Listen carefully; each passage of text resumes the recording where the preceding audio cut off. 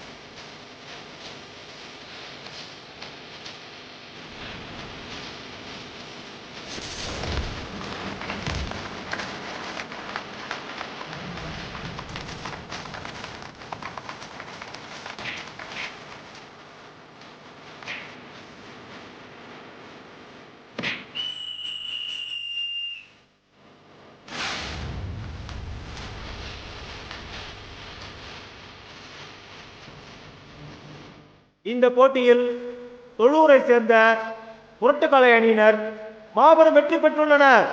வெற்றி பெற்ற புரட்டுக்காலை அணியினருக்கு எங்கள் நிர்வாகத்தின் சார்பாக பாராட்டுகளையும் வாழ்த்துக்களையும் தெரிவித்துக் கொள்கிறோம்.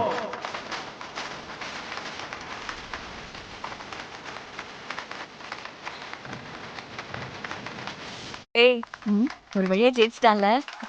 இது ட்ரையல் மேட்ச் தான். இதுல ஜெயிக்கிறதுலாம் விஷயமே இல்ல. இன்னும் பல டீமோட மோதி ஃபைனல்ல ஜெயிக்கணும். அதுதான் சக்சஸே. அதுலயும் ஜெயிச்சிருவாருடி, நீ வேணா பாரு.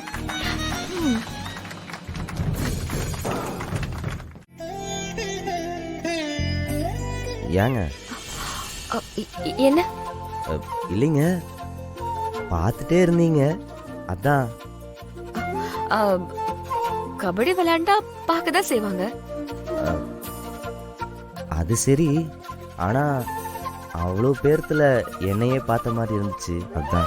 கண்ணுல ஏதாவது பிரச்சனையா இருக்கும்னு நினைக்கிறேன். நீங்க போய் உங்க டாக்டர் பாருங்க.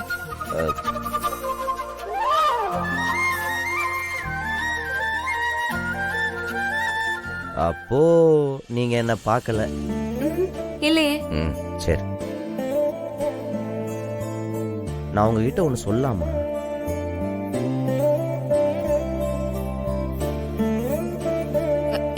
என்ன சொல்லணும்? இல்ல, இப்பெல்லாம் தான் பொண்ணுங்களை காலேஜ் அனுப்பவே ஆரம்பிக்கிறாங்க. அதுலயும் நீங்க முத ஆளா வந்து காலேஜ் படிக்கிறீங்க, பெரிய விஷயங்க. ஏங்க, என் கூட இருக்கிற எல்லா பொண்ணுங்களும் தான் பார்க்க வந்திருக்காங்க. நான் ஒன்றும் ஸ்பெஷல் இல்லை. பார்க்கறக்கும் ரொம்ப தைரியமான பொண்ணா தான் இருக்கீங்க. இல்லைனா கபடி விளையாடுற பசங்க தான் ஈஸியாக கலாட்டா பண்ணிடுவாங்களே. இந்த தைரியத்தை உங்கள்கிட்ட கலாட்டா பண்ண அவன் காதுல வச்சு செவில பேத்திருக்கலாமே.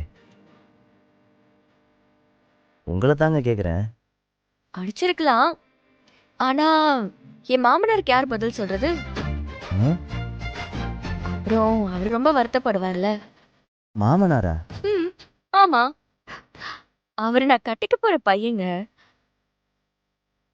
அவரை போய் நான் கை நீட்டி அடிக்க முடியுமா? மாப்பிள, பல்பு இவ்வளோ சீக்கிரம் பீஸ் போகும்னு நான் நினைக்கல. சரி விடு, நம்மளுக்கு அவ்வளோதான்.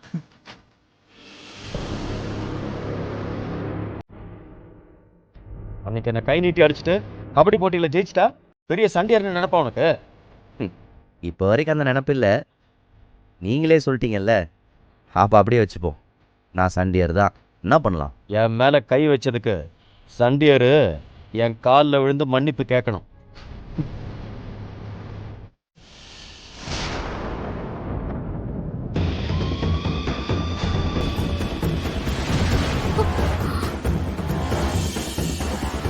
நீ இப்போ மன்னிப்பு கேட்குற, பார்த்தல்ல? நீ மொத்த ஆளு, நாங்க 10 பேர். இருந்துட்டு போ, அதுக்கு என்ன பண்ணலாம்? உங்களை பார்த்தாலே என்னால் பயந்துட்டு இருக்க முடியாது. பயங்கிறது என் பொறப்புலேயே இல்லை. நீ 10 பேர் என்ன 100 பேரை வேணாலும் கூப்பிட்டு வா, நான் மன்னிப்பு கேட்க மாட்டேன். டேய், அவன் நான் கட்டிக்க போற பொண்ணுடா. இருந்துட்டு போட்டோம், அதுக்கு ரோட்டில் வச்சு தொந்தரவு பண்ணுவியா? கட்டின பொண்டாட்டியாக இருந்தாலும் அவங்க அனுமதி இல்லாமல் அவங்க கிட்ட நெருங்கக்கூடாது. இதெல்லாம் உங்கள் வீட்டில் சொல்லி வளர்க்கலையா? போ போ, முதல்ல இதெல்லாம் கற்றுக்கிட்டு அதுக்கப்புறம் கல்யாணத்துக்கு ரெடி ஆகும். இல்லைன்னா கட்டின பொண்டாட்டிக்கிட்ட செருப்படி தான் வாங்கணும். ஏய் வாங்கடா. வாடா. ம்.